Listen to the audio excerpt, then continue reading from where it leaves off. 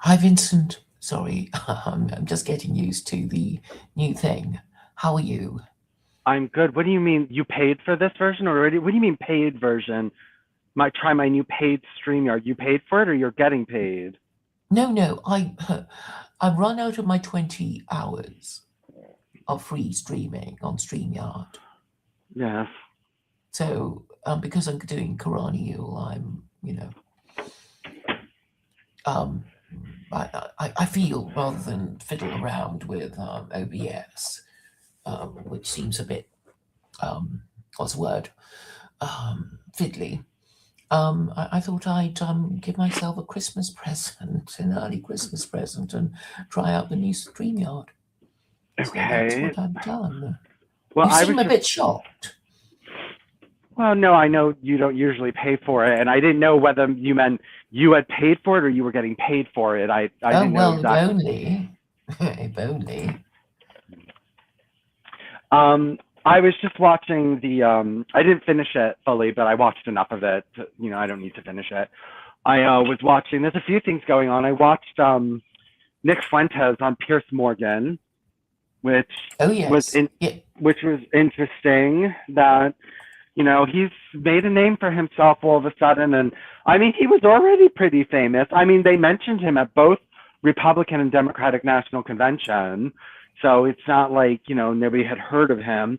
But now he's on everyone's. He was on Tucker Carlson. He's on this. He's on Pierce Morgan. I mean, Pierce Morgan is probably the largest show that he's been on so far, which is not nothing. It's not nothing to be on Pierce Morgan.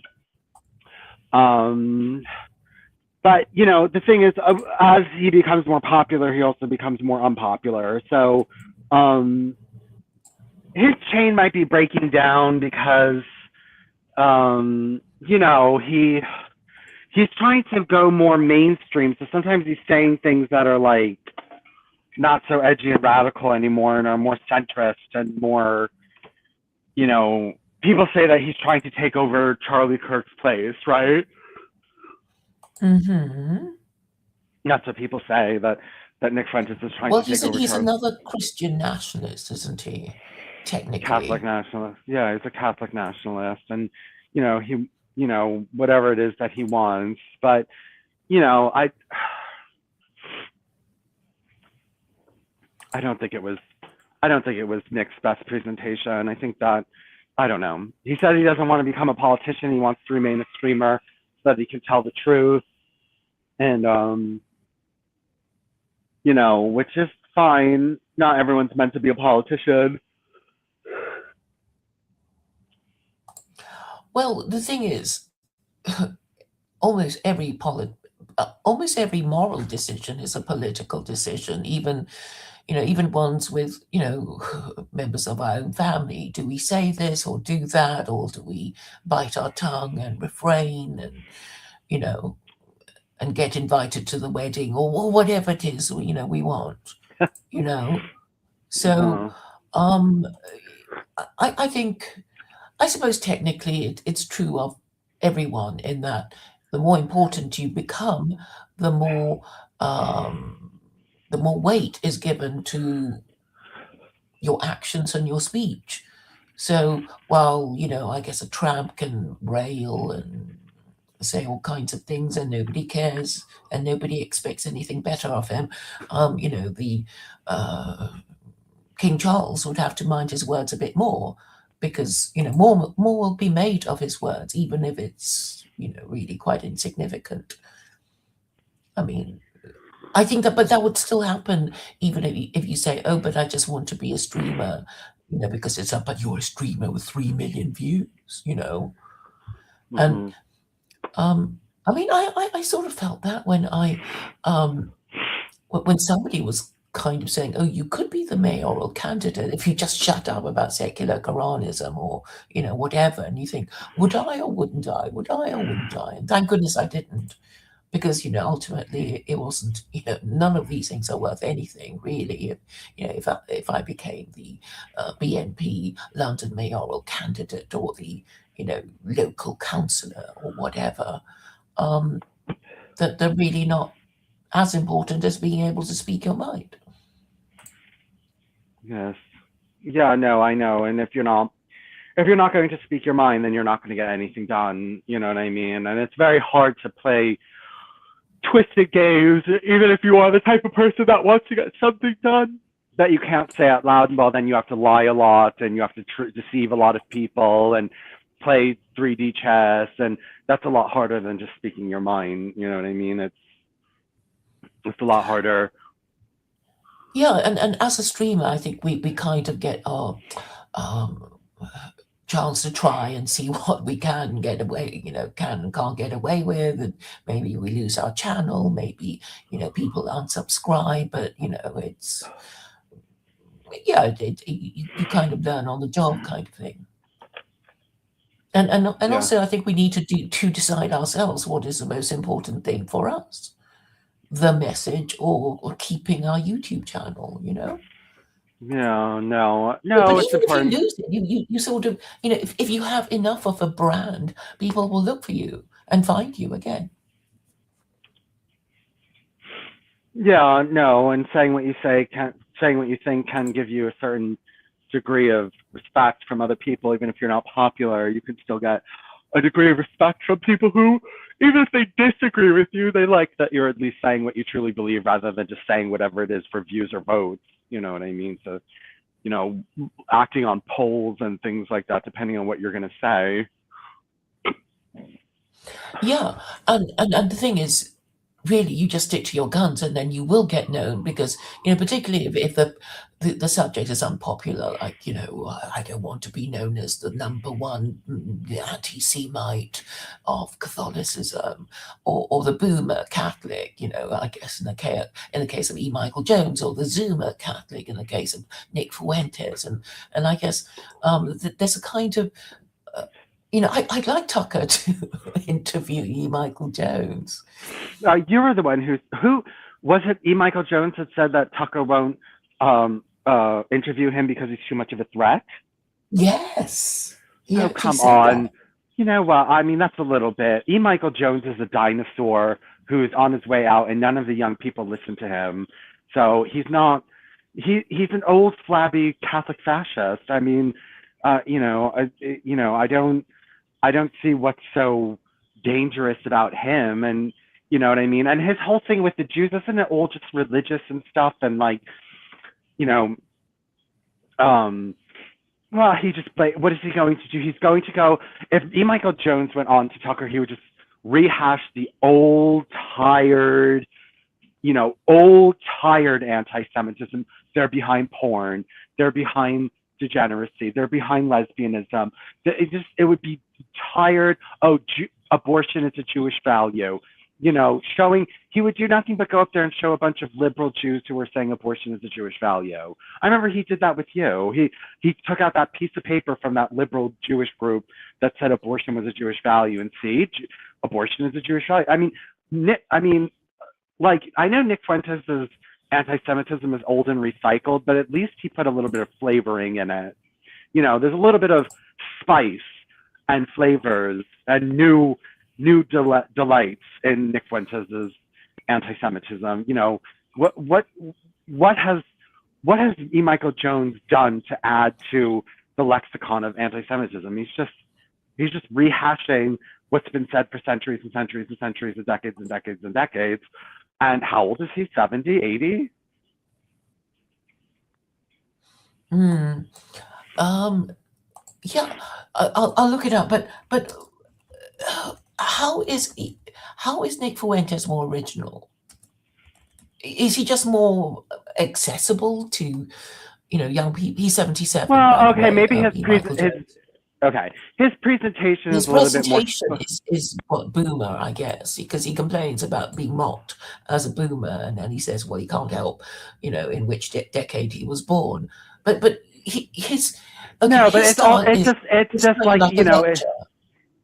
okay. What does E. Michael Jones complain about other than Jews being behind abortion and gay rights?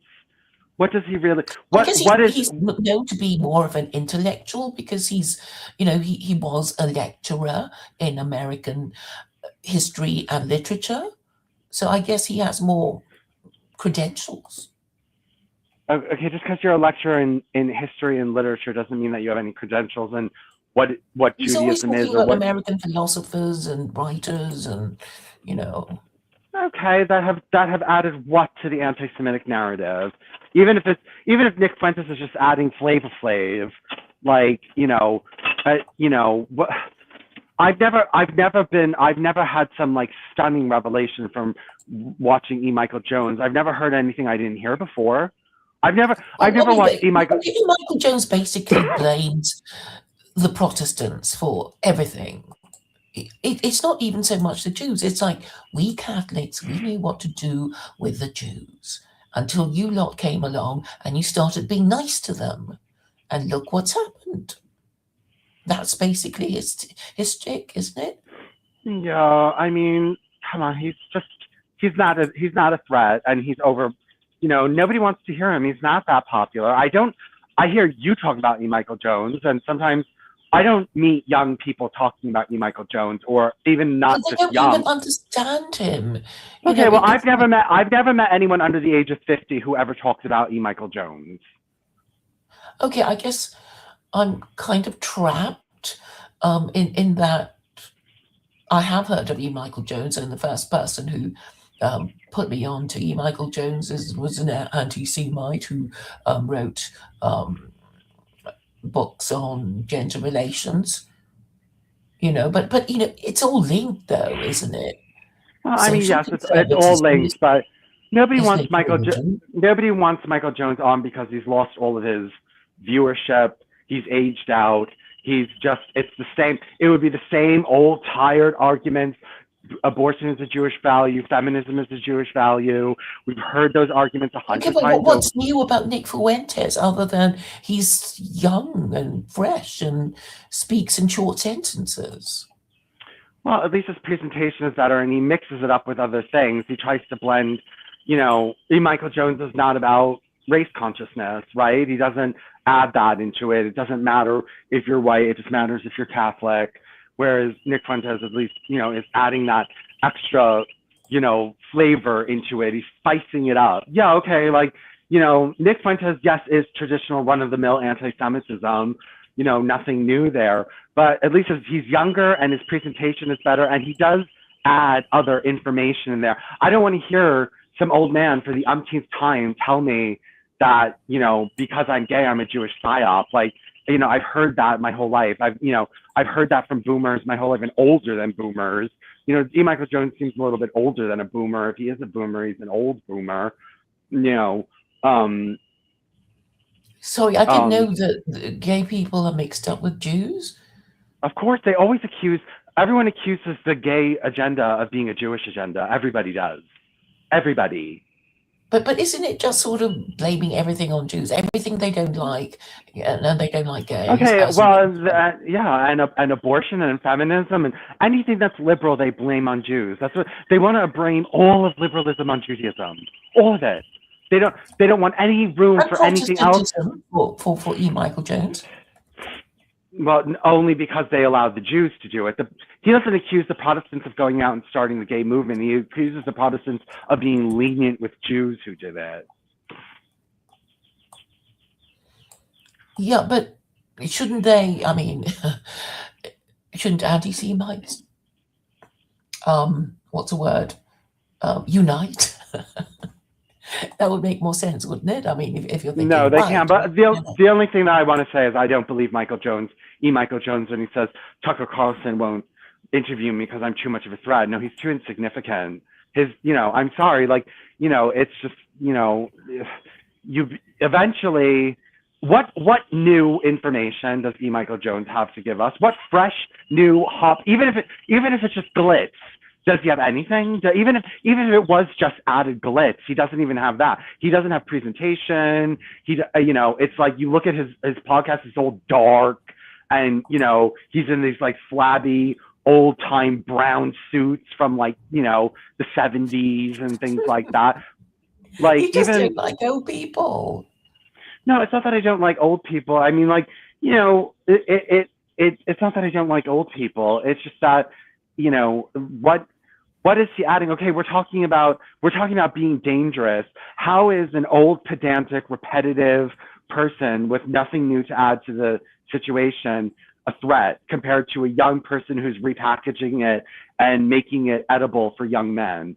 Nobody's listening to E. Michael Jones. I mean, Well, he calls himself a philosopher, so I guess he has, did okay, I don't know what Nick Fuentes studied at university, do you? No, I don't. But just because you call yourself a philosopher doesn't mean that anyone needs to respect that title. Okay, so I'm going to look up what Nick Fuentes graduated in. I know he did go to university. I don't know if he went to university. Maybe he didn't. Hold on. Okay, he was born in 1998. He is another Christian nationalist. International relations and politics during his freshman year at Boston University, but dropped out. Yeah, in connection with this. Yeah. Okay, well, who's getting on Pierce Morgan is Nick Fuentes, and nobody wants to, not that he's dangerous, he's just insignificant. He's become insignificant. I know he did have his day. I know E. Michael Jones had his day. He did, but it's just other young people have taken what E. Michael Jones has said and has spiced it up. E. Michael Jones was just plain boiled cabbage and boiled potatoes and boiled meat.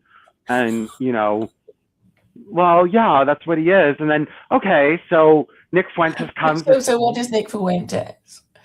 This younger. What kind of vegetable or food? Okay, and then this younger, potentially more attractive, potentially, and is able to really spice it up and get in and add in racism in order to put some flame and heat in it. And, Nick is like, okay, so, what's his name? E. Michael Jones. First of all, E. Michael Jones didn't invent the dish of anti-Semitism at all. E. Michael Jones didn't really add anything, flavorful to it. He just took what everyone else was saying and put it all together and then added Catholicism onto it. So that was his flavoring, right? Like, Catholic anti-Semitism, which is not unique to him or unique to anyone or unique to this century. I can't think of one thing that E. Michael Jones innovated in anti-Semitism. Can you? Well, he talked about his first Zulu idea, and he does use Dirty Harry movies to kind of. Yeah. Oh, come on, Dirty Harry. Like, Dirty Harry's a pretty old movie, and it's like losing cultural significance. Like, these are things that are starting to lose cultural significance. Like, Dirty Harry was what. Even I think my father was young when did Dirty Harry come out?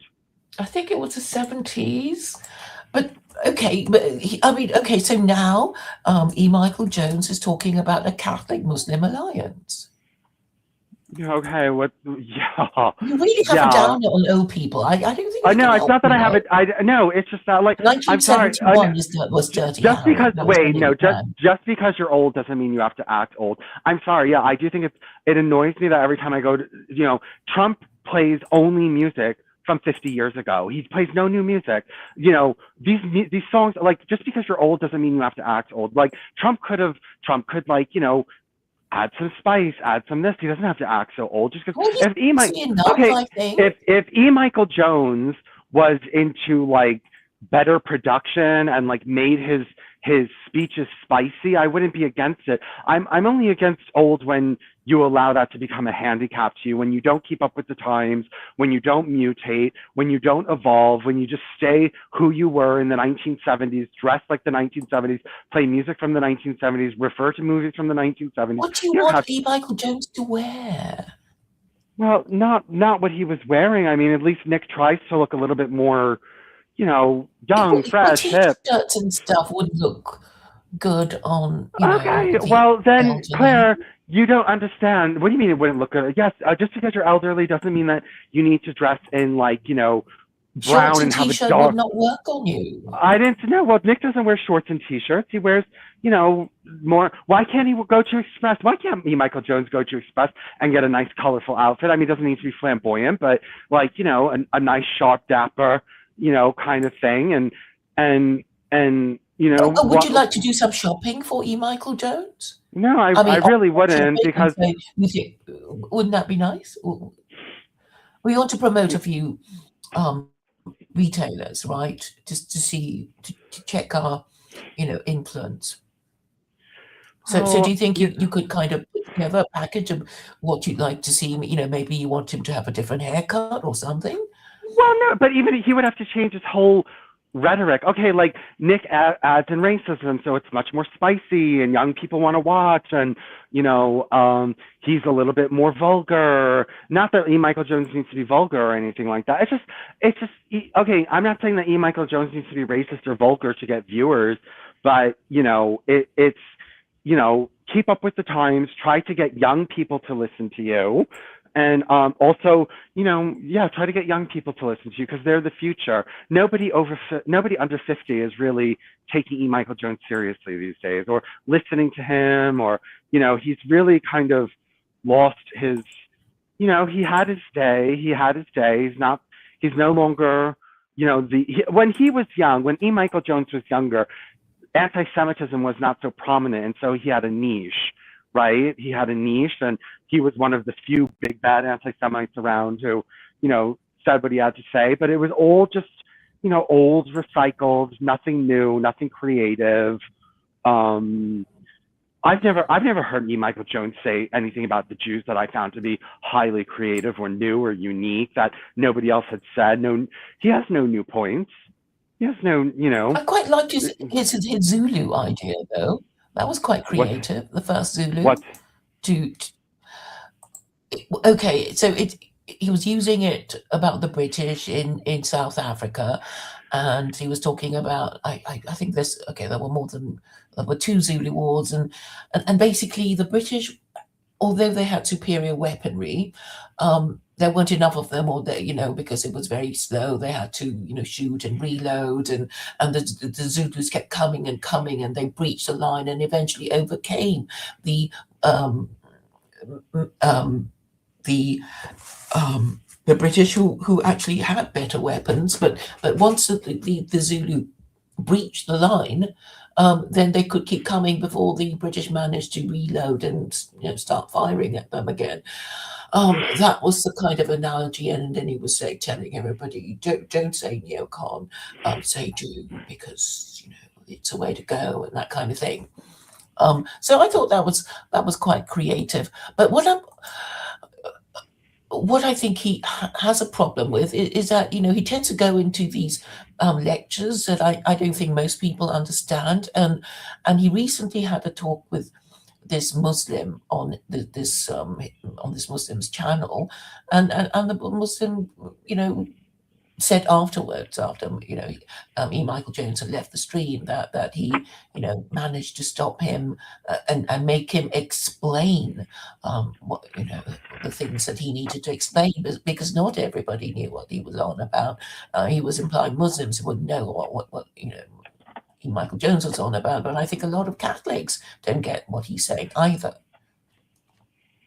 Well, yes. And I I think mean, that is the problem. if you're too pedantic, if you're, I mean, it depends on what you're trying to do. I mean, you could get into esoteric, pedantic subjects if you're looking for a few esoteric, pedantic people. I mean, it depends on who your audience is. Do you care that the whole world understands or not? Like, not for every topic does the whole world need to understand. The whole world, like, if you go to a quantum physics lecture, it's not for the whole world. It's for people who, have some knowledge of quantum physics. You cannot really enter a quantum physics lecture without knowing something about it previously and then studying it for a little while. But that doesn't mean there shouldn't be any quantum physics lectures or that they're useless.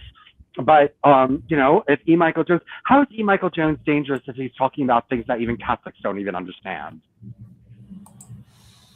Well, I suppose it would be his, own following. I mean, I did try to say, look, I don't think people really understand what you're saying. I mean, even this thing about, white supremacists have no rights. So don't, keep saying the word white, because that's just kind of putting a target on on yourself.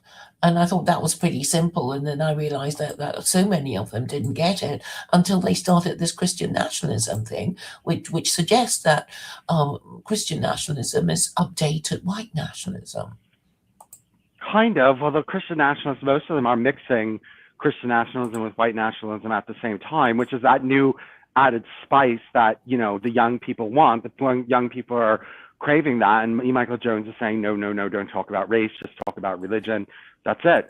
And, which is shows, something from the old school, too scared to talk about race. Yeah, E. Michael Jones is too scared to talk about race. Yeah, but it's still not a good idea to talk about race, do you think? Why? It's becoming so. Look, Nick Fuentes is being platformed all over the place, and it's becoming one of the most popular people amongst the young. So how is talking about race not good? Well, because, it could, because they're still importing people, and they're going to do it regardless of what people think. And not there if are quite not a if few not sort if of you change the. non-whites in the Trump administration. Okay, well, you could change that by changing people's minds, and people can rise up. And so that part of that is start speech. Someone says, hey, we don't like these other immigrants coming here. We want everything to be white. And someone can say, well, that's just your word. But if a lot of people start saying it and they start pushing for it and they get aggressive, and then you can change things. Yes, but it all starts with words. That's why I don't like when people are like, you're just speaking. Well, that's where it starts. You have to start somewhere. Whenever there's a revolution, it starts in words. It's, you can't just imagine if you went to every single revolution that ever exists and said, put your money where your mouth is. Why are you shooting with a gun? Why are you just sitting here writing like a little pussy? Blah, blah, blah. Like, it starts, that's how you have to do it. You can't have a revolution without first writing it all out and disseminating papers and getting everyone on the same board, and lots of things happen before you actually get it done and get physical about it. You have to lay a lot of groundwork. Well, yes, and get the people who are likely to support your agenda on side. So I think there will be, a fight in the end between the Christians and the Muslims, right? I mean, when there was something called Muslim MAGA, and now MAGA is mutating, right? Because Oh, it's Marjorie Taylor dying. Greene. No, MAGA is dying. MAGA's not mutating. It's dying. It's dying out. Well, because Marjorie Taylor Greene has resigned, you think?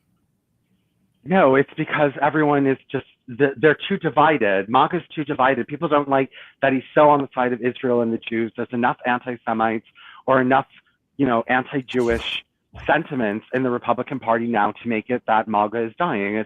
It's people aren't all anymore like, well, okay, there's not like this absolute fervorous love for Trump over the Republican Party anymore. Yeah, I mean, I was going to say it's probably not a good idea to be too racist, just because all those blacks and the other races, and also, I guess the people who imported all those immigrants in are kind of invested in protecting their investment. It's like we want them to stay and we want them to work, and the white ones won't work, and I can't remember. I know. The first thing that white people won't work isn't true, but what is true is that if you're demanding a gluttonous economy that constantly is expanding with more and more McDonald's and everyone gets a fifth boat house, well, then, yeah, you need to import. If we had a quaint country, of a quaint economy, and we lived slightly simpler lives, everything would be fine. It's just like Europeans. When you talk about quaint, I think of Europe and its quaint little buildings. Well, is that quaint, what you mean by quaint? Well, no, quaint meaning that not in you don't need massive industrial sized economies that are number one in the world and are ever expanding at rapid rates. Like if we just had a slow, steady, moving economy that grew a little bit every generation, I wouldn't mind that. I don't need a boathouse. I don't need my fifth car. I don't need any of these things. I don't need all that. I just need a car and a house. And maybe if I work my whole life, maybe I'll be able to get a little boat that I can go out on. You know what I mean? Like, okay, maybe I can't, maybe in a simpler, quainter, economically stable America, I couldn't have two houseboats. Maybe, I probably couldn't. You know what I mean? But do I really need that? Right. So do you think banning usury would help you get to this kind of Well, I don't extreme. know. I don't know. That sounds utopian to me. This sounds like, okay, like, banning, you could, it sounds utopian to just ban usury and then everything gets better. But has the world ever seen a global ban on usury? Have we ever survived that? Has anyone ever really ever done it? Or is this just some pie in the sky, nice idea that sounds happy and feels good?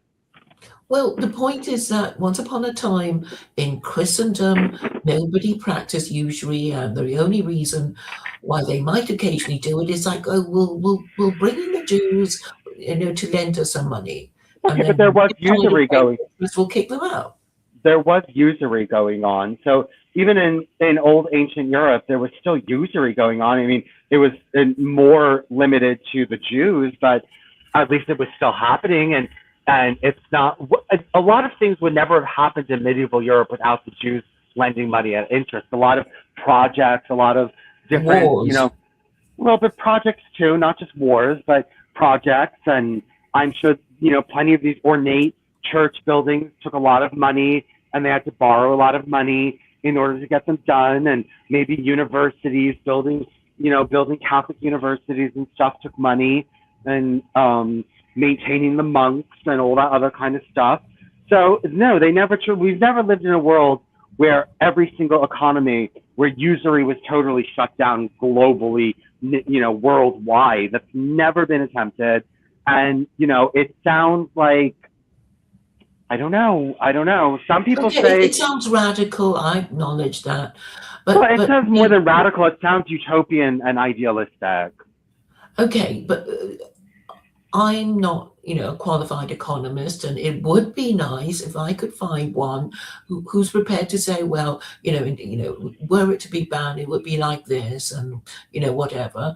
And oh yes, Grok managed to give us two scenarios: one of usually being banned immediately, and a phased out version.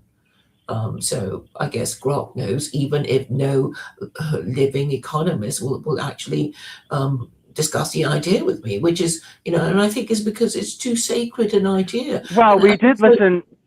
Remember, we tried to listen to that Muslim economist, and he had the whole thing on, and we couldn't understand what he was saying. It was too complicated. We tried going to there's that, you have him. You introduced me to him. There's that Muslim man in either Alma Europe, Cullen, who's in in Australia. I mean, I Australia. actually, asked him by email, and he actually wouldn't do it, or maybe he couldn't do it.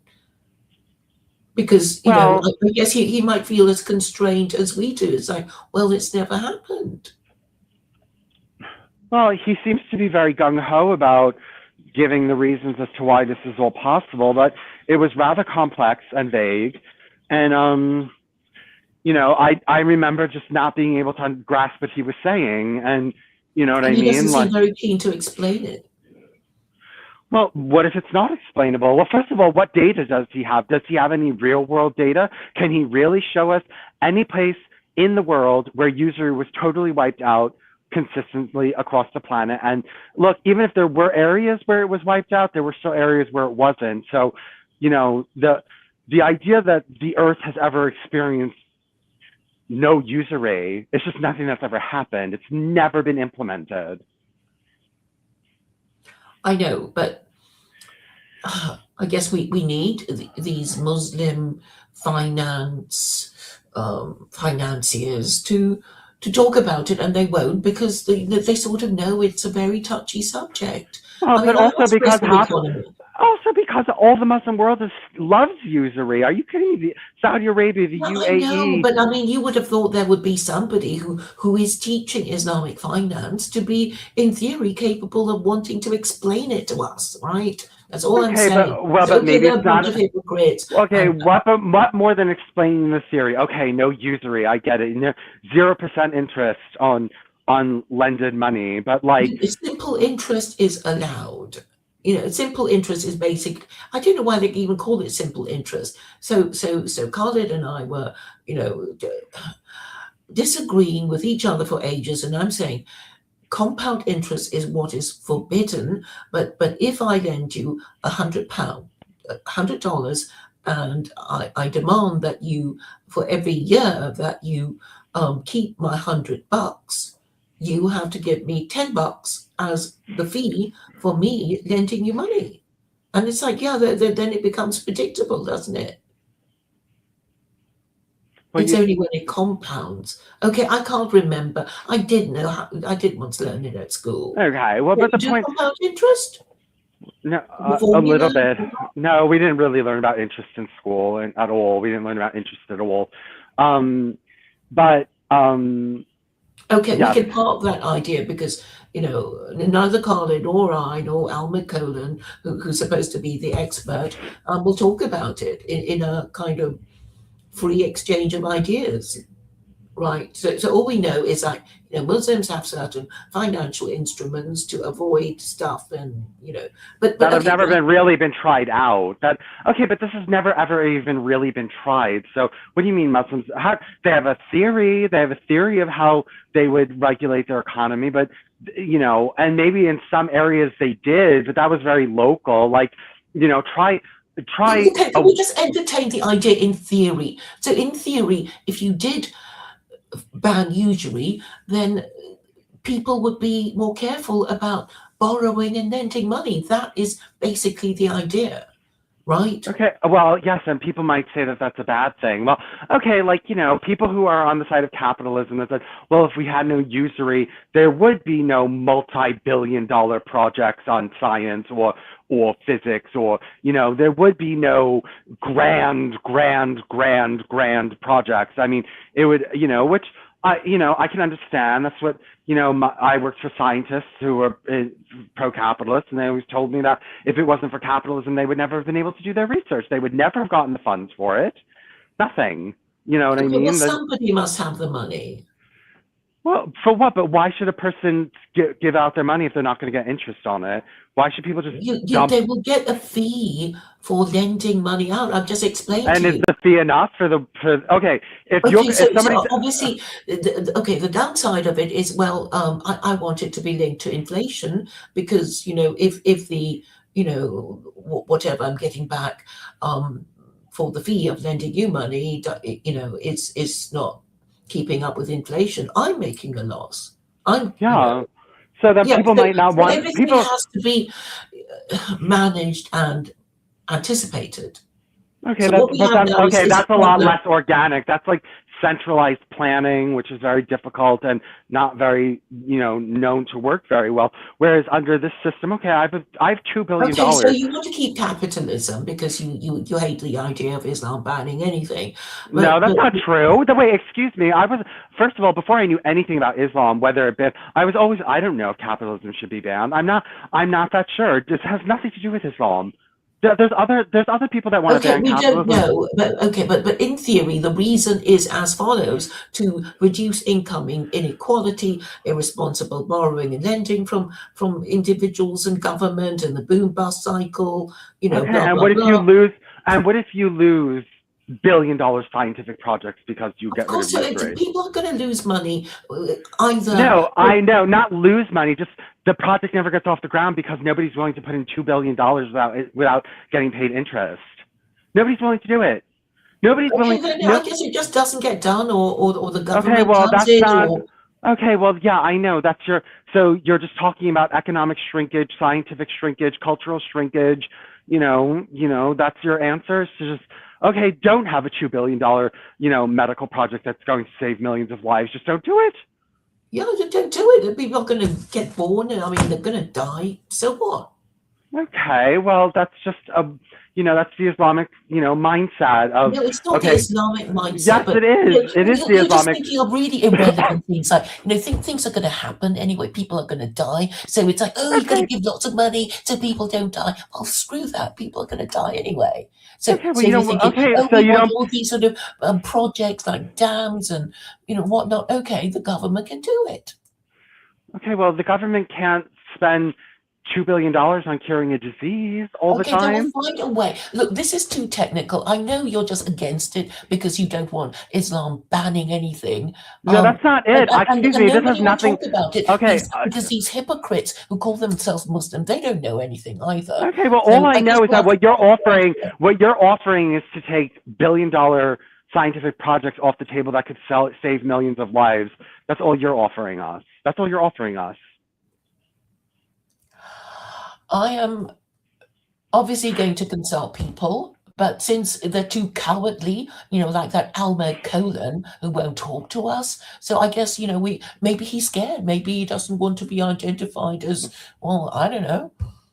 Or maybe he just has can't no find answers. anyone prepared to talk about it. Maybe because they have no answers. Maybe because they can't ever say our system has been put in place before and we know it works. This is all just Look, I know you speculation. don't want to. You're not an economist, so No, I'm not. But most economists, yes, would say but then banning. they won't know anything about how the economy would be like if usury were banned. Nobody dares to talk about it Because it's never been done. But nobody knows because it's never been done. They won't even entertain the idea because they'll think they'll get into trouble for being Islamic radicals. No, maybe whatever they're afraid of. Okay, well they have no evidence to show, and all they're going to tell us is we're going to get rid of your. They can have a model. This is how people work things out. Like if such and such circumstances, what would happen? They can work it out as experts and academics. So you can keep throwing the objections, and I'm saying it can be done, but obviously you don't want it to be done. We have to lose. Okay, but you're just telling me I have this unproven system. I have this unproven system that would likely take away $billion scientific projects. Like that's what you're telling me. What $1 billion scientific? Okay. Like those scientists that I worked for told me that without capitalism, they would never have been able to do their research because it would have cost too much and nobody would have given them that much money. Okay, that's part of the subject. I mean, you don't want to ban. You don't want Islam to ban anything. So no, fine. excuse me. No, it has nothing. Whether it's Islam or commism, I don't. First of all, do you want Islam to ban anything? Of course not. No, it depends on. Well, I want them to ban murder. Okay, if Islam was just banning murder, no, I wouldn't have a problem. I don't have a problem with banning murder. I don't. I have zero problem with it. So what do you have? You want to keep your capitalist system? What else do you want to keep? Well, first of all, I don't. Gay marriage, yes, and oh yes, everybody having a culture of casual sex. That's what you want to keep. Anything Okay, else? you're switching. Okay, just because you could be a 100% celibate or married with fidelity, heterosexual with children who are a credit to you, and still be concerned about the banning of capitalism. You don't need to be a homosexual with no children to be. Yeah, okay. That's part of the usury thing. I know. E. Michael Jones wants to ban it. I don't know if Nick Fuentes wants to ban it. And I think it's really sad that E. Michael Jones and Nick Fuentes won't be speaking to each other soon. And maybe Tucker Carlson is not going to talk to E. Michael Jones because E. Michael Jones is so much more dangerous than Nick Fuentes. I don't know. He's not more dangerous. I would like to see it happen, wouldn't you? Okay, E. Michael Jones is on his way out. He's not dangerous. You keep saying that because you don't like him. And he is on his way out. Okay, he's. Well, anybody old is on their way out, right? No, not if they're not a fuddy-duddy. Okay, Trump wasn't on. Who do you think has any? Okay, well, Trump wasn't. Trump. You don't like his music. Are there any boomers? Okay, well, he was much better than E. Michael Jones, at least. Trump, kept up with the times. At least he tried to, in a way. Trump, when he was first being elected, how old was he? 70 the first time around? 71, 72? Not that much younger than E. Michael Jones was. And he didn't necessarily all the time act like this old fuddy-duddy. He did spice it up. He brought in his own new ideas. He was a man of his own making.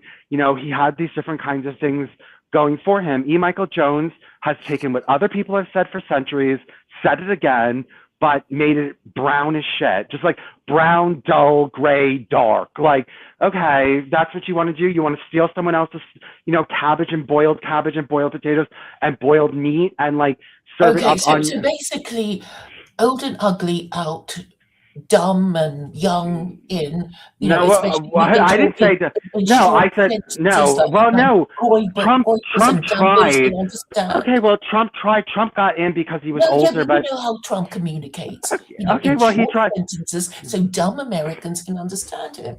Okay, well, at least he got a point across and he led a nation because he didn't do what E. Okay, just Michael don't Jones. put everything the fuck down Okay, he because the two. didn't. Okay, he didn't do what E. Michael Jones did and just let the dust settle on him. He is a vivacious person. Trump, at least now he's slowing down a little bit, I can tell, but he was at least trying to be vivacious. He was at least trying to talk to young people. He was at least trying to get into the controversies that young people care about. Not Trump Well, young didn't. people do care about what E. Michael Jones says. Well, young Catholic men, conservatives who are thinking, who might be Protestants, thinking of converting to Catholicism because of E. Michael Jones. Okay, I don't mean when I go online, I never see young people posting E. Michael Jones ever, ever. Well, I see he's them on post. Rumble, so I don't Okay, know. well, he's not the leader of a movement anymore. He had his time, he did his thing, and he didn't evolve. He framed himself in the 1970s and stayed there. He didn't change with the times. He didn't become a greater person. He stayed the same old E. Michael Jones that never grew. He never grew. He's not a grower. Okay, he had something going on for him in the 80s. Good for him. But what have you been doing lately? That's what Hollywood wants to know. Okay, you were an actor in a movie in the 1980s. Great, but what have you done in the past 30 years? Nothing? Well, nobody's Well, he talks interested. to everybody. I mean, you can't accuse him of About being what? Okay, lacking and in energy. what do I have to go to E. Michael Jones for that I can't get from a younger, snappier person that has more flavor in their Oh, tea? so you want, easy Okay, to but understand what race can okay comments and what is he giving me? What is E. Michael Jones giving me what that I do you can't get anywhere want? else? What do Well, you want? I want more than I It's want fine more for than Nick okay. Fuentes. I don't You're want to not listen. wanting to have sex with Nick Fuentes, who's sort of known to be gay, and you don't fancy E. Michael Jones, No, and that that's has nothing to do with it. I don't want to listen for the umpteenth time that abortion is a Jewish sacrament. Like that's just retarded. That's okay. retarded. So the next thing is, what are anti-Semites to do? So E. Michael Jones has this idea that Catholics and Muslims can have an anti-Zionist alliance. Okay, So but he's not the only one saying that. There's plenty of up and coming fresh that young people want to listen to that and who add their own spins to it and have more modern understandings and modern ideas and actually live in current. They know what it's like to be. Nick Fuentes knows what it's like to be young right now. Okay, E. Michael okay, Jones. so Okay, E. how's Michael that Jones. going to help? Okay, E. Michael Jones knows what it was like to be young 50 years ago. E. Michael Jones does not know what it is to The be a point young is man. that they don't like Jews, and so what they're going to do? So it is ideas, right? You need ideas to push to develop your whatever agenda you have. So has Okay, and what Nick does E. Michael Fuentes Jones? proposed What does any E. of Michael that? Jones offer me? So Well, I'm gonna turn. I'm gonna turn on boring E. Michael Jones to heard for the umpteenth time about how Jews are behind abortion and gay rights and feminism. okay. So what What do you else does he? think? What does he offer besides that? Okay, What well, does E. what do you want? What do you expect him to do, Well, except I try wish and he. get interviews with Tucker Well, Carlson? You well, won't give him. well, that I don't appreciate any of these anti-Semites because I don't dislike Judaism for the same reasons that they dislike Judaism. I don't dislike Jews because liberal secular Jews are promoting feminism. That's not what I rant about all day. If you haven't noticed.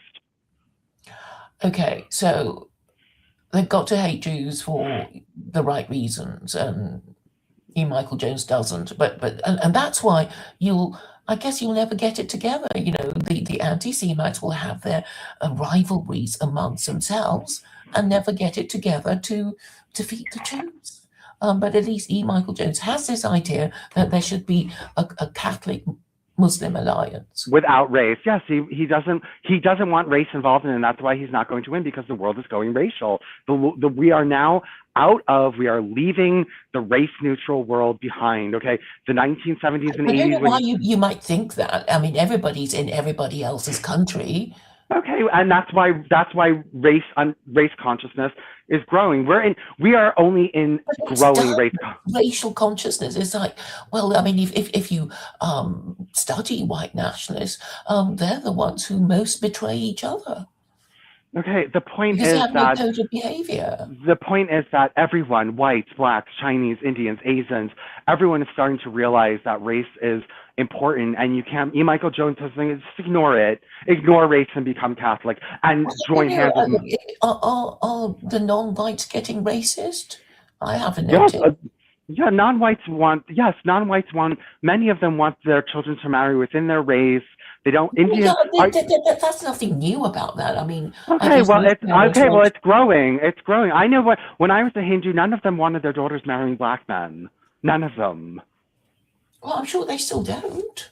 No, they still don't. It's not like it's going away. It's not like racism or race consciousness or race theories are in decline. I mean, they were after World War II, they were dropped for 3, 4, 5 decades, but they're back. They're back. It's the new topic to discuss, and E. Michael Jones refuses to discuss it.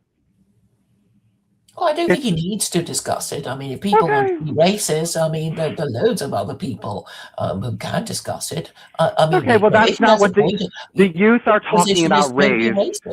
The youth are talking anyway. The youth are talking about race. They're not talking about colorblind alliances. That's not what young men are talking about right now. Young men are not out in the street saying, let's all forget our racial differences and become Catholics all under one house. That's not what the call of the hour is. E. Michael Jones is not in this hour, okay? He's in like hours and hours and hours ago. Okay, that's like what was going on a long time ago. And like where this is here. That was then, this is now, is the saying. Okay, that was then, this is now. This is what people are talking about. This is what young people care about. This is what anyone under the age of 40 is talking about. And if you're just going to tell young people to fuck off and that you're not going to say anything to get their attention, nobody's saying that. Well, he's not saying anything to get their attention. What said is that race cannot be your religion. Okay, E. Michael Jones. And some people decided to be Christian nationalists, and white nationalists decided to be Christian nationalists because they saw the point in dignifying themselves with the wrapper religion. E. Michael Jones has no interest in changing his ways to speak to young people. No interest. He has no interest in keeping up with the times. None. He wants the young generation to go back in time and be like him, and that's not going to happen. What should he be talking about other than he's already got a position on race, which is Catholicism is a universal religion, and therefore you can't be racist. And in fact, Muslims can't be racist either, and Jews they actually have to accept converts. So, in theory anyway, none of the Abrahamic religions are racist or are supposed to be. Well, people are into race enough that they're making the Abrahamic religions racist. Race just because they don't like seeing so many foreigners in their country. That's that triggered it. But people were less racist. People become less racist when there's not other people around. When you don't see another race, you don't sit there being like, oh, if it's in your face every day, yes, then you're going to become more and more and more and more and more racist. So the more the less of your type that are around, the more you're going to become antagonistic because it's going to seem threatening. Like, if it's going to seem more threatening, like a landscape full of foreigners is going to seem more threatening than a landscape full of people who look and talk and think like you. Well, I mean, it could go, either way. It's like, if there are very few, foreigners, then you're going to treat them like freaks when you do see one of them appearing, every 10 years. But if you see them lots of, all the time, eventually you'll marry them or something. Right? You don't know how people are going to jump. But the point is that, whoever's in our country, we need to kind of make sure that they're not criminals and committing, acts of violence and criminality, etc., etc. And neither should, our own people. That's the only way to reconcile it. And if you want to get rid of them, you have to phase it, in stages. So nobody gets, scared and whatever. But maybe the reason why ICE is being so gung ho is because Trump feels that he's not going to be able to deliver on foreign policy and end the endless war. So that's why he's being so gung ho about ICE. About ICE. Hold on one second. Right, I will now read the chat. Look, Elliot, they are somewhere, but they're not talking to me. And it's a complicated subject anyway, and nobody's interested in, Islamic financial instruments. Yes, his name, this Australian who has a channel on Sharia compliant loans, is called Almir Colon. Compound interest is awesome if you're receiving the interest, but not paying, but no, not so much if you're the one paying it. What is a successful economy? A booming economy, but then it also goes bust with the Wall Street crash, the Great Depression, hyperinflation in Nazi Germany. So it's a bit dangerous. Mike says, I was at the Islamic Society of St. Petersburg for a talk sponsored by an Islamic bank. I asked the guy how you buy a house without a mortgage. He said the bank buys a house and say, and you pay them rent. You pay the rent to live in the house until you paid it all. Yes. So, yeah. What's so lol about it? Well, the government will look after the building of roads, or you can have toll roads, right? Toll roads are, they could be private and or government, and people have to pay a toll to use it. Muslims create children with no economic opportunity. I don't know what that means. Are you supposed to only create children when you think there is economic opportunity? I don't think so.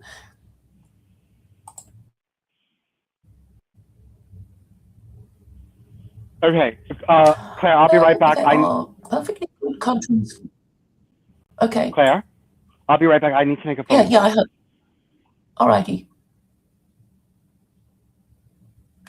I wonder how many Islamic countries Mike has visited.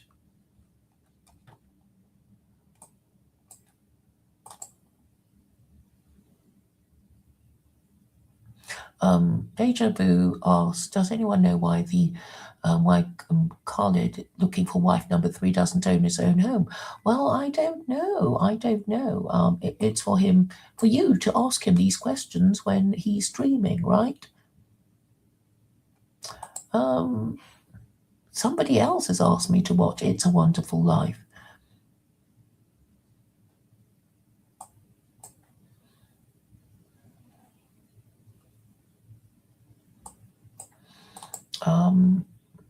Deja Vu asks, what happens to his wives and kids if he gets lost on one of his wife's shopping holidays? Well, it's...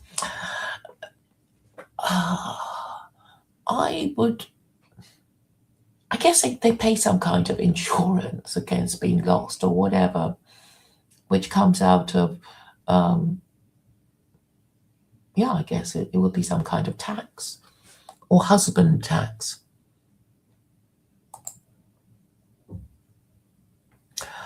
Khalid is a normie with an understanding of history and economics and possibly true, I don't know. You finished your call? Yeah, I finished my call. I was just ordering some food.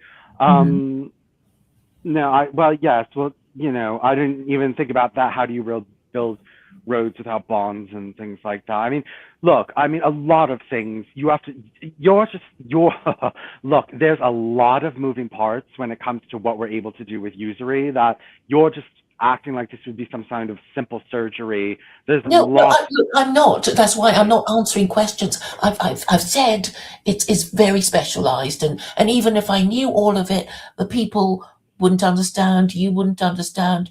So I'm happy to Well, park the you're subject. the one But who I'm always. saying if you want to follow the whole thing properly, we'll have to do it. And I want to follow the whole thing properly, and I want to do it, and you don't, and that's fine. Well, I tried. I tried listening to that Islamic scholar. We listened to the videos and we couldn't understand them.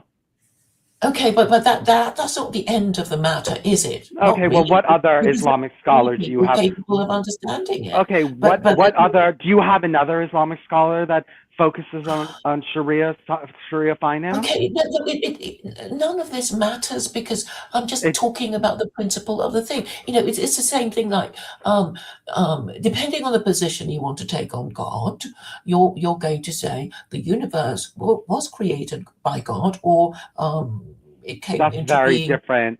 Well, No, we're but it's talking the about same. economic. And No, it's then not. you We're can ask, talking like, about were you no. there when God We're talking. created the universe or That's whatever? different And than you say no, economics. but I have to accept the narrative because, um, that would be the logic of the thing. This is different than You take a economics. certain position. You're equating what created the universe to an economic system that of usury. That doesn't make any sense. No, no, no.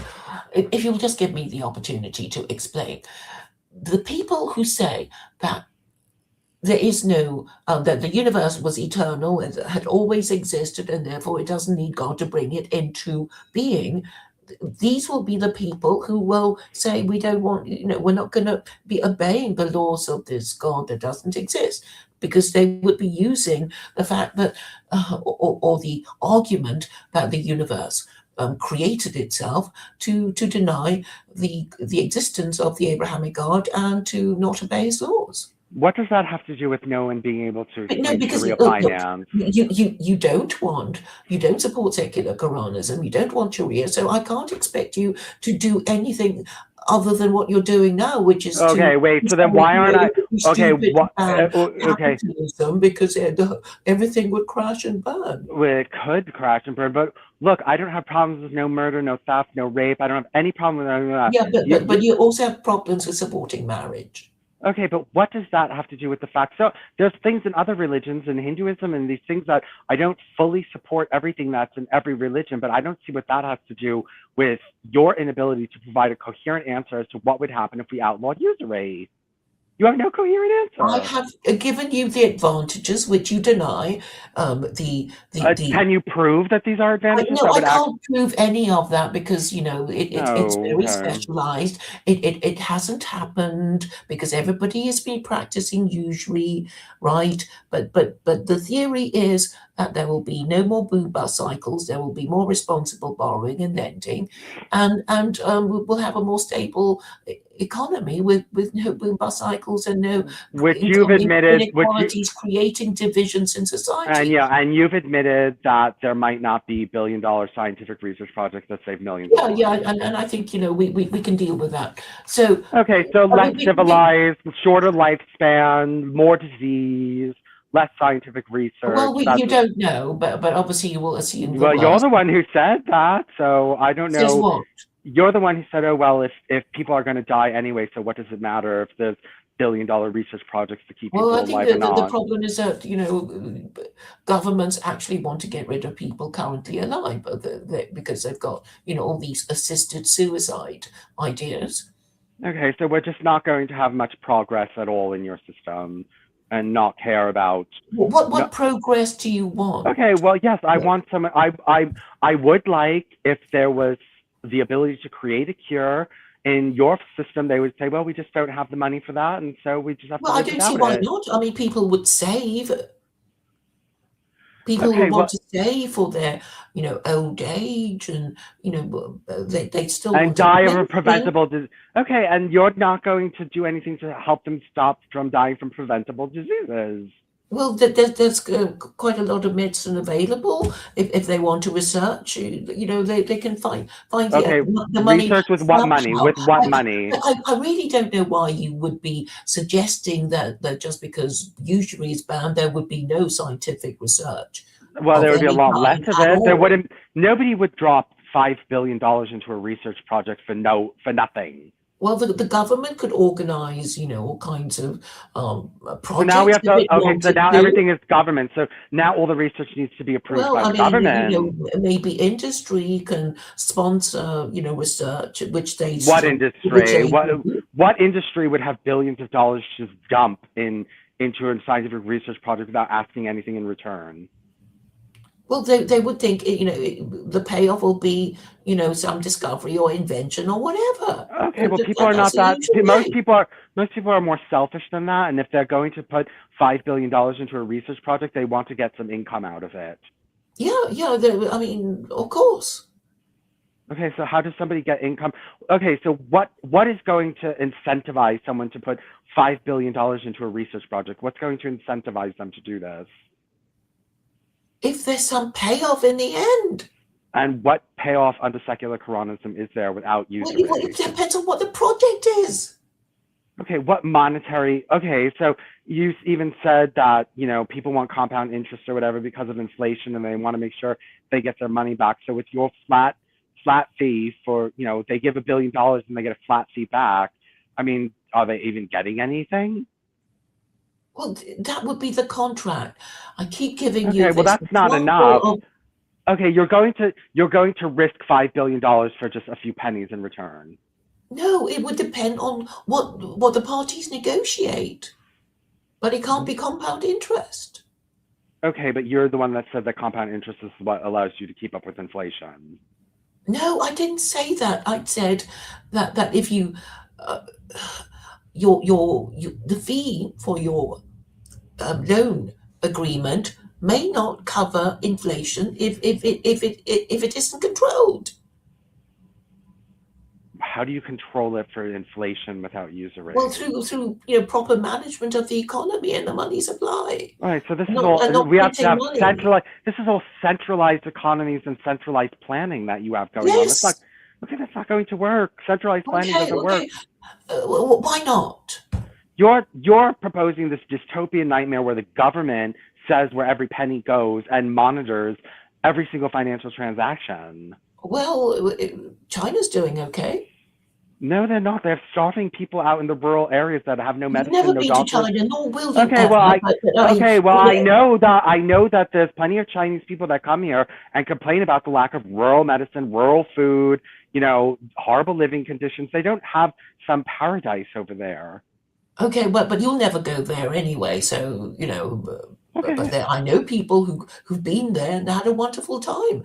But I okay, guess the Chinese people who come to the West have to feel that they left a shithole to justify living in the West. Because to not feel foolish for having left China, maybe. So we don't know, and even if you could go to China, you probably refuse to go because you wouldn't want to be proven wrong. I was never in So Soviet I Russia mean, either. Okay, but people used to say, "Have you ever been to Soviet Russia?" No. So who are you to criticize them? Have you ever been there? No, I've never been to Soviet Russia, but I know it wasn't a good place. Um, I have to be back in 10 minutes because I need to go pick up food. But I will be back in 10 minutes. Okay. okay. Okay. Are you going to stay on, or are you going to hop Well, off? I'll just go through the chat, and Okay. if I think of something more to say, I'll. Okay. Okay.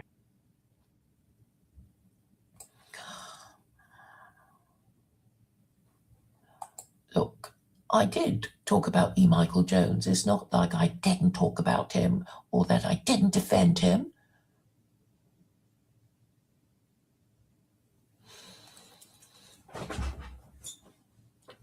And I think he does have ideas, and he would be more authoritative.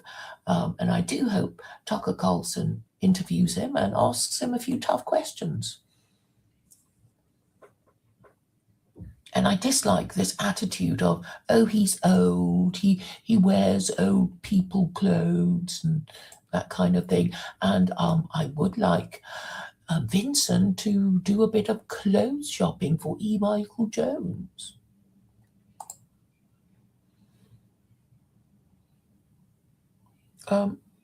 Is there some TV show? Okay, some Muslim soap opera.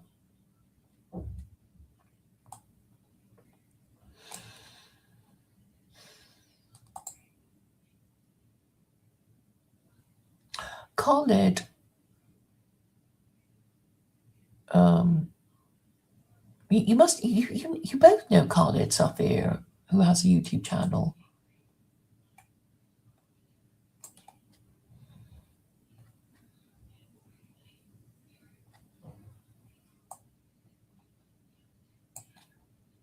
Okay, well, I'm glad you told me about this Syrian soap. He's already found a second wife and married her last year, and he's looking for number three, yes.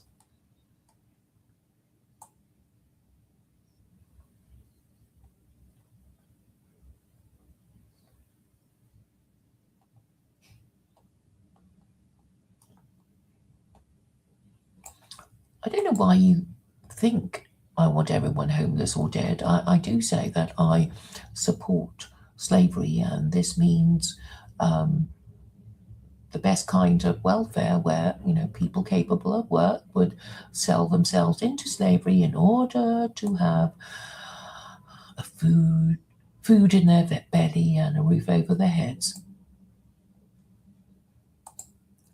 I don't know anything about this Michael Dell person.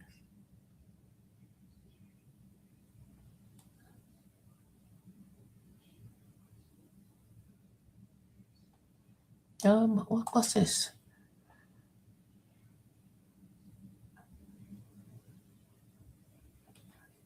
Oh, I don't know what that's about.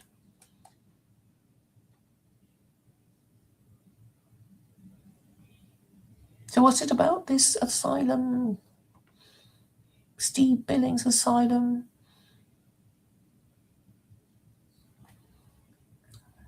What do you talk about?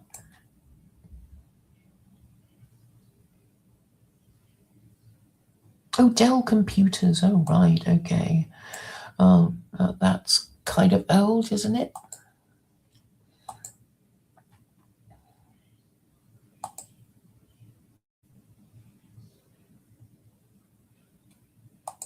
So what would I do if I were Catholic? A Catholic. The thing is, you can't be a Catholic nationalist. You can be a Protestant nationalist, because the point about Catholicism is that it is by definition supranational. Okay, so it used to be the case during the English Reformation that the Anglicans, the Episcopalians would look upon the Catholics as potential traitors who were loyal to the Pope and not to their monarch. So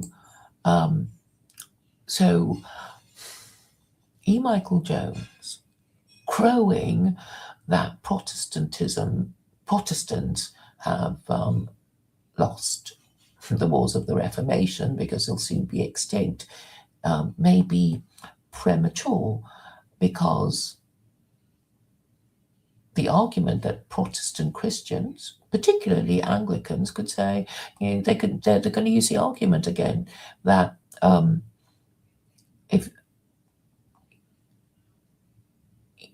that all Catholics are by definition loyal to the Pope in Rome rather than their own government.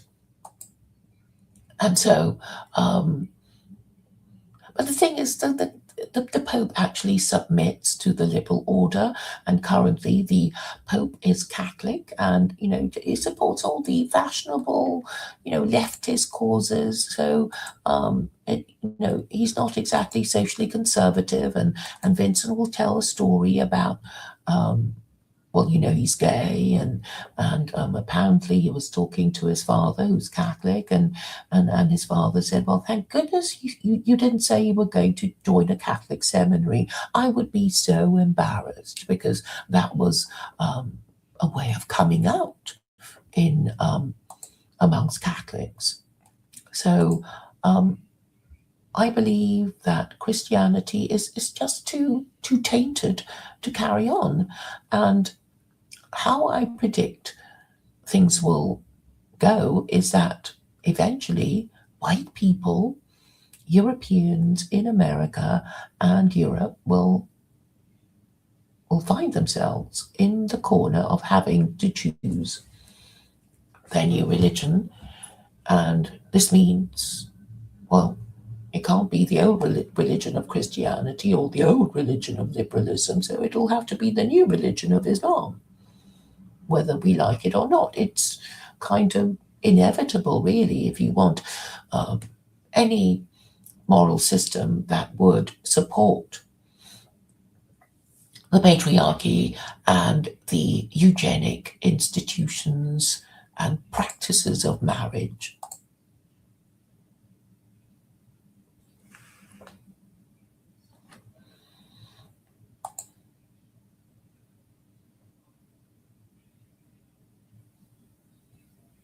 Okay, I might have a look at Big John Steele. I should. Yeah, I don't like Vincent's old people music. I know he was going on about Trump, and it highlighted the fact that we kind of reveal ourselves by the kind of music we like, and then we start hating people who like a certain kind of music, and it's like we don't have enough divisions already, because you see the whole point of having the fewest divisions possible is so that we can have a clean fight, right? And I'm trying to get people to decide that patriarchy is better than matriarchy, and the best religion that would restore patriarchy and maintain and protect it is Sharia. And we don't have a choice. And I say this as a non-Muslim. What else are you going to do? You're not all going to be buying artificial wombs to,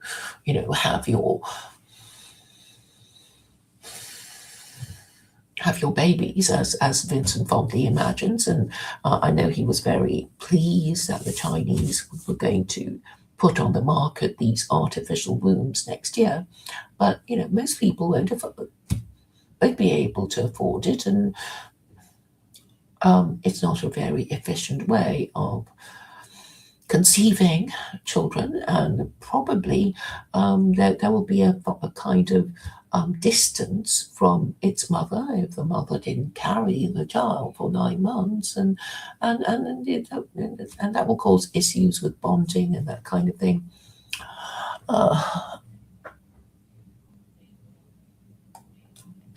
Yes, I have offspring. What are you on about, Michael? Okay. I think, okay, let me sum up. Let me try and sum up what I think of the title. If I were a Christian nationalist and a Catholic nationalist, I would, of course, be cooperating with other Christian nationalist anti-Semites, but I bet they won't, because they're just so egotistical and so divided that it would just never occur to them to cooperate with somebody on the same side, because it would take the limelight away from them. And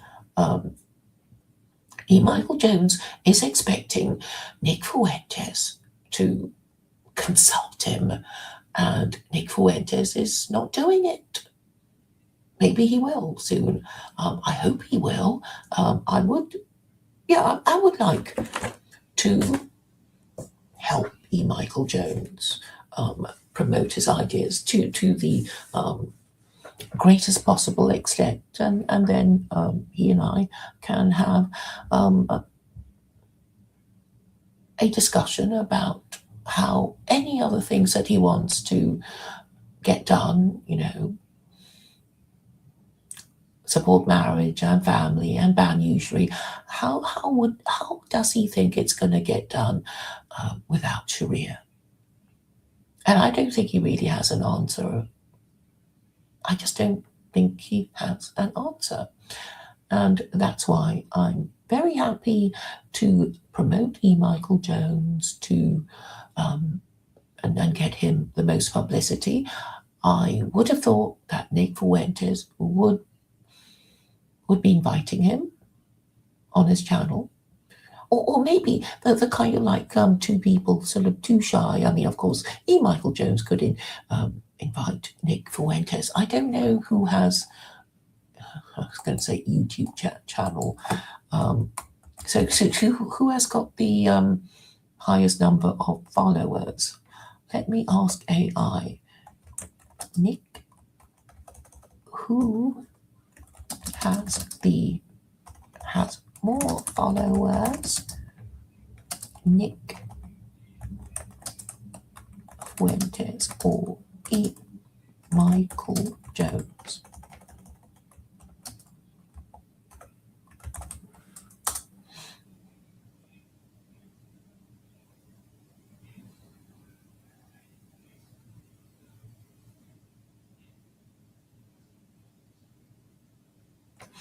As of December 9, 2025, Nick Fuentes has over 1.1 million followers on X, formerly Twitter, a figure that has grown significantly since his reinstatement on the platform in May 2024.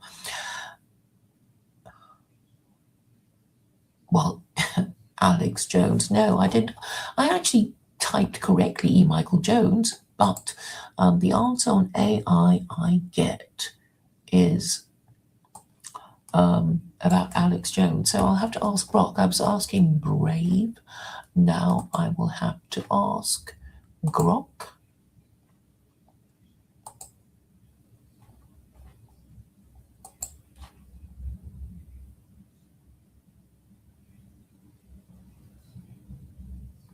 So I suppose E. Michael Jones has significantly fewer followers than Nick Fuentes.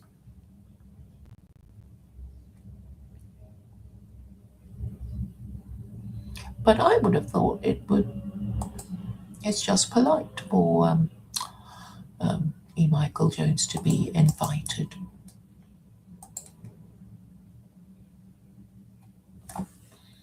So I'm asking Grok.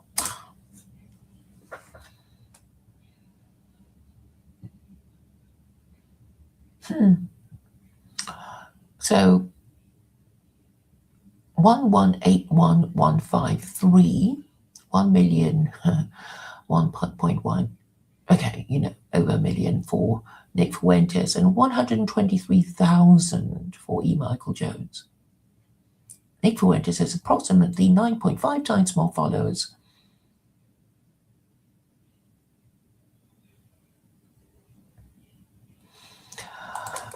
Why do you think Nick Fuentes has so many more followers than E. Michael Jones?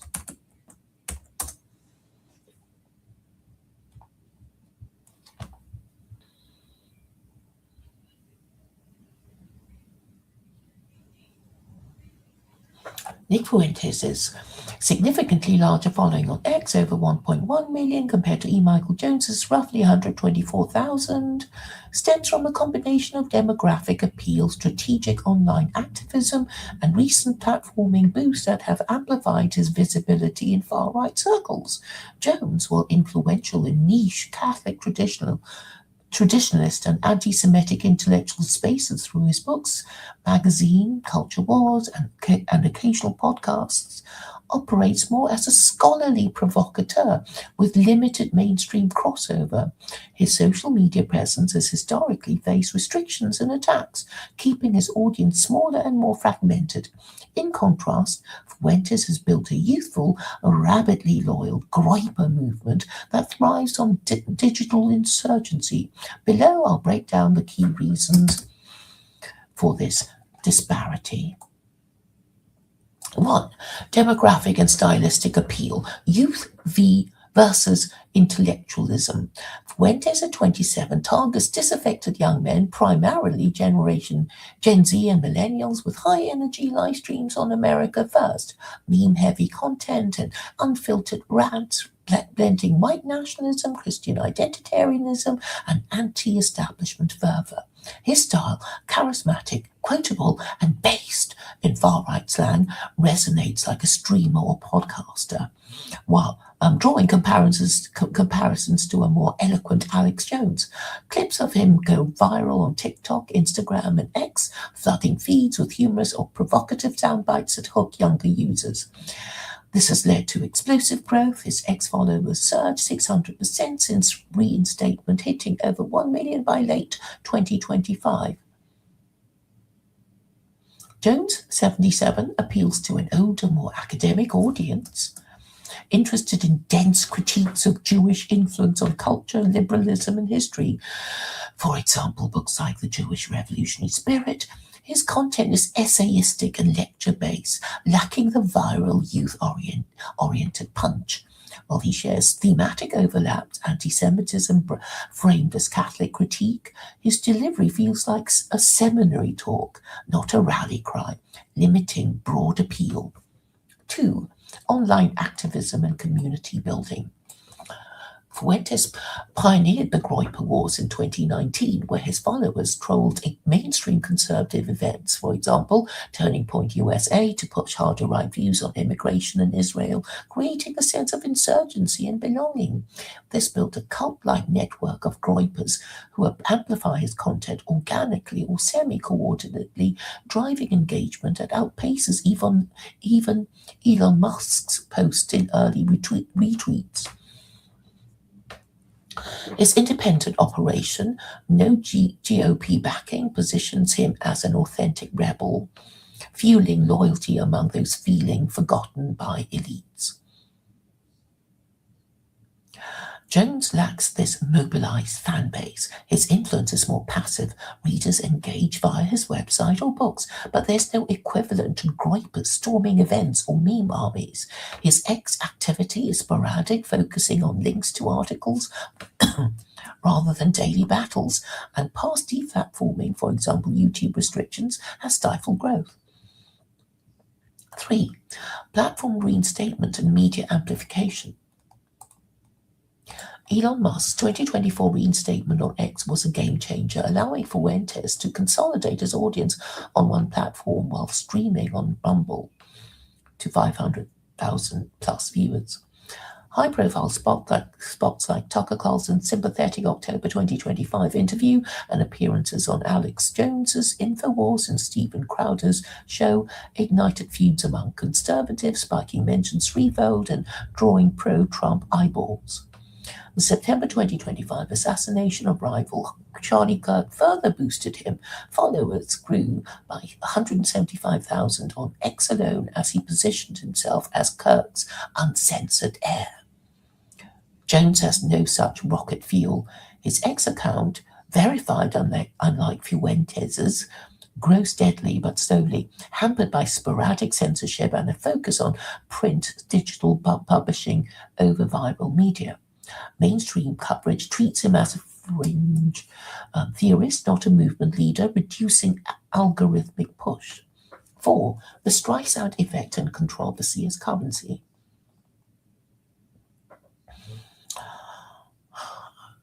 Bans from YouTube, Spotify, and others backfired, martyring Fuentes and making his return a rallying cry.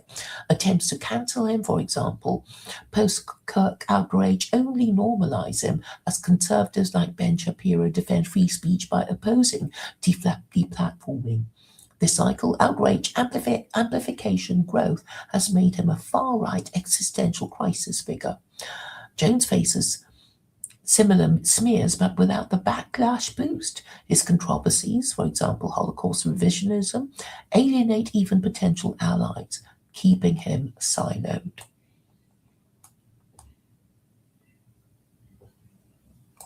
So then the 3 columns. Factor.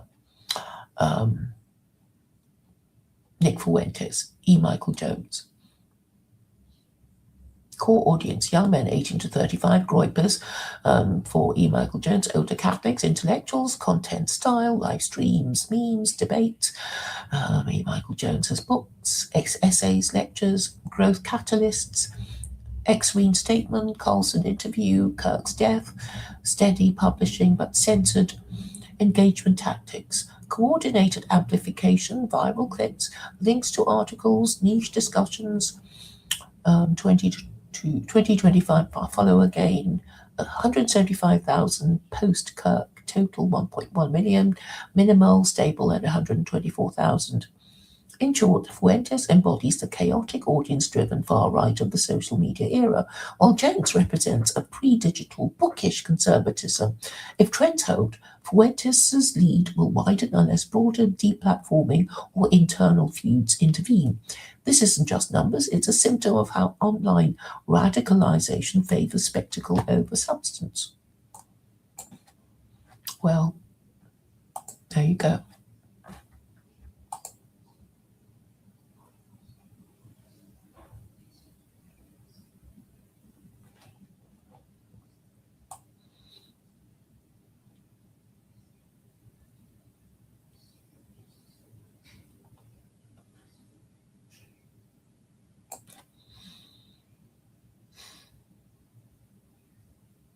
Yeah, so younger, more attractive, but shouldn't mature people be in charge of,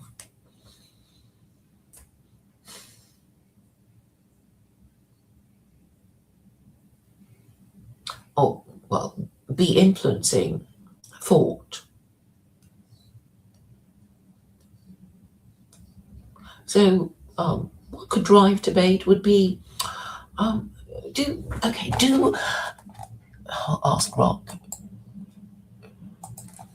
do E. Michael Jones, no, what do E. Michael Jones and Nick Fuentes disagree on?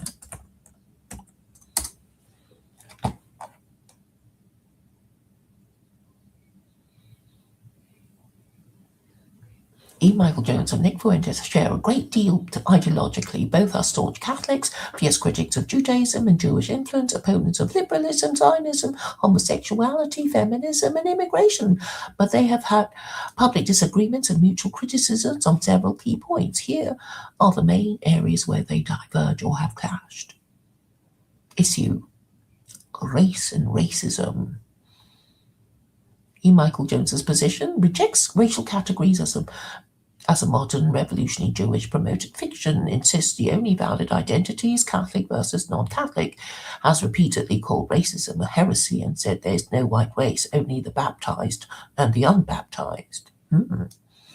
Nick Fuentes' position strongly emphasizes white European identity as a real positive and politically necessary category, openly identifies as a white advocate and uses rhetoric like white genocide, white replacement, and white boy summer.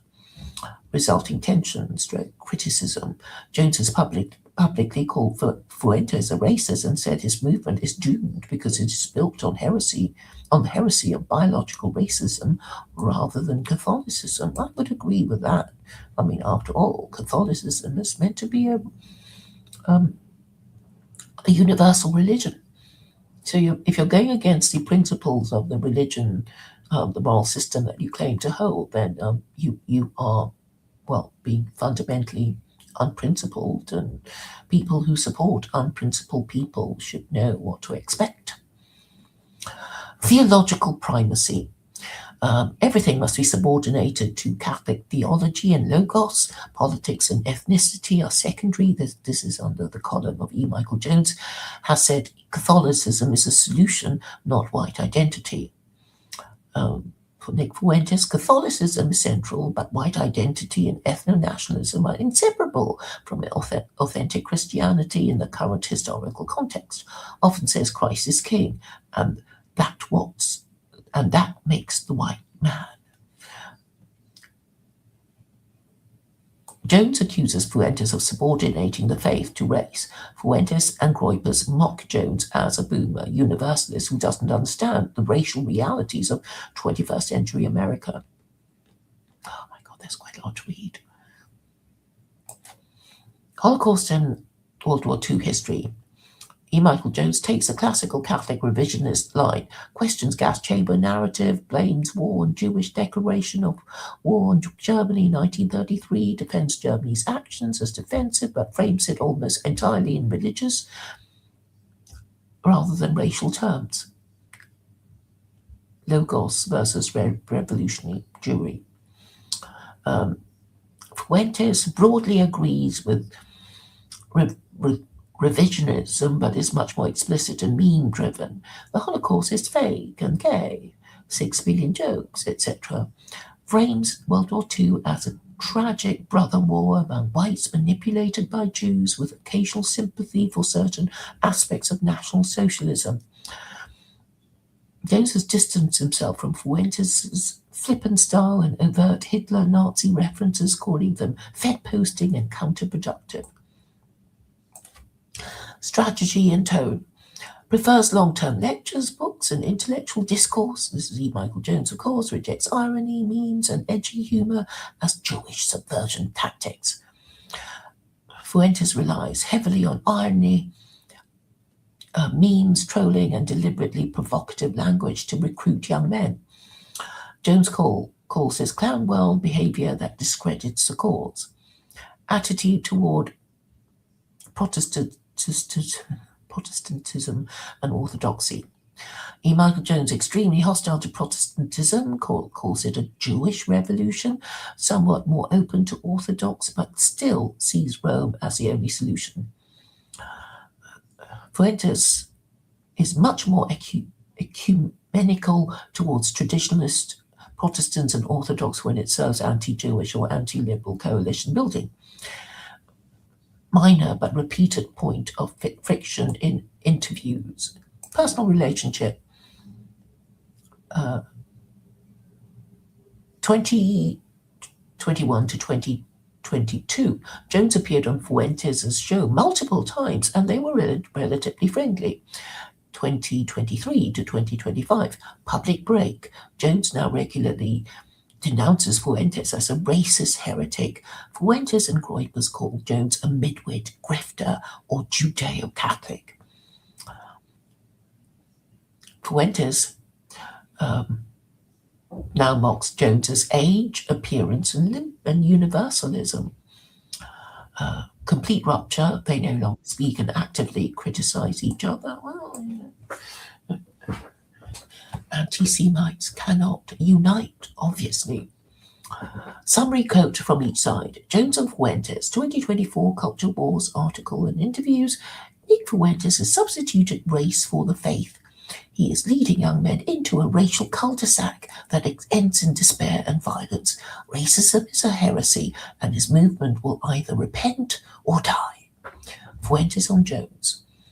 Cozy TV streams, 2024 to 2025. EMJ is a boomer who thinks we can just write another 1,200-page book about the Jews, and the Jews will go away. He lives in a fantasy world where Catholics aren't 1% of Zoomers. We need power, not another lecture about Logos. In short, they agree on 80 to 90% on the Jewish question, sexual morality, and anti-liberalism, but they have split irreconcilably over the role of race, whiteness, in Catholic political action and overtone strategy. Jones sees Fuentes as a dangerous racist who undermines the faith. Fuentes sees Jones as an irrelevant universalist dinosaur who refuses to face demographic reality. I do feel that Tucker Carlson has a responsibility for platforming E. Michael Jones. So the older, more mature American who regards himself as an intellectual should have an opportunity of hearing E. Michael Jones.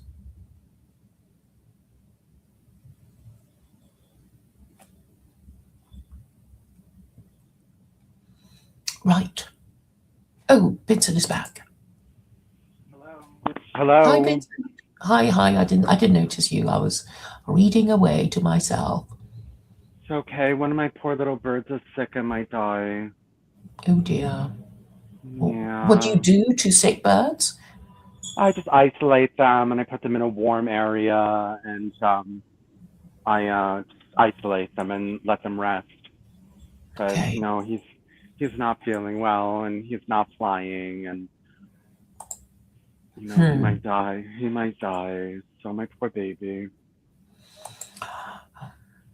I wonder what I suppose, yeah, when somebody's sick, you confine them to sick bay in case they pass their germs on to the others. And maybe they want a bit of quiet anyway. Yeah, no, he did. He was at the bottom of the cage and it wasn't warm or comfortable there for him. Mhm. Yeah. I'm sorry, but I am gonna go now. Maybe can we space in a little bit? Um, yeah, yeah. Okay. Okay, I have to go now. All right. Well, thank you for Cool. coming back Yep, and speak to you before too long. sure. Bye. I'm not a religious nut, Mike Malzahn.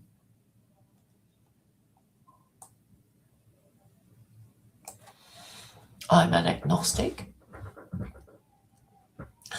I I do think, well, perhaps it will happen very soon after I say this, that Tucker Carlson platforms E. Michael Jones for a more, mature kind of anti-Semitism. I mean, what's wrong with that? I don't see how Tucker could not be platforming E. Michael Jones. I just don't see how he could ignore him. So I think we have E. Michael Jones on Tucker Carlson to look forward to either before the end of the year or in the new year. So we will all be looking forward to that, won't we?